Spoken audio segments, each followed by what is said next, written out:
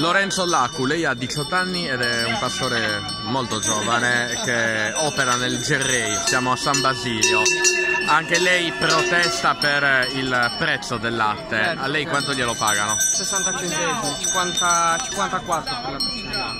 Lei fa questo lavoro da pochissimo tempo, ha comunque una mini azienda di famiglia, ci racconti? Certo, e mio padre poi tutta la famiglia proviene dalla famiglia di pastori. E non si può più andare avanti con un prezzo del genere, cioè si deve tenere la famiglia e tra l'altro si deve mantenere anche il bestiame, non solo la famiglia. Ecco, il suo bestiame è composto da quanti capi numericamente? Numericamente arriviamo a 250-260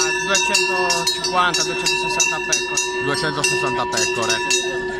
54 centesimi è poco, a quanto dovrebbe essere pagato almeno? Almeno un euro più IVA. Almeno un euro più IVA. Lei perché ha scelto di fare questo lavoro, il pastore? Cioè io aiuto mio padre perché al giorno d'oggi non c'è neanche del lavoro. Possibilmente uno cercherebbe di fare un altro lavoro, però se togli questo in Sardegna secondo me... Qual è la sua giornata tipo a livello di orari? Lei a che ore si sveglia?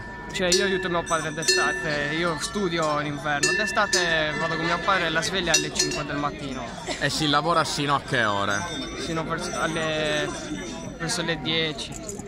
E però poi si continua ad andare a controllare il bestiame, a portarlo al pascolo. Lei quindi il cappello lancia e a chi lo lancia? Lancio un appello agli industriali, ai politici, a tutti, a mettersi nei panni dei pastori e a capire che non si può più andare avanti.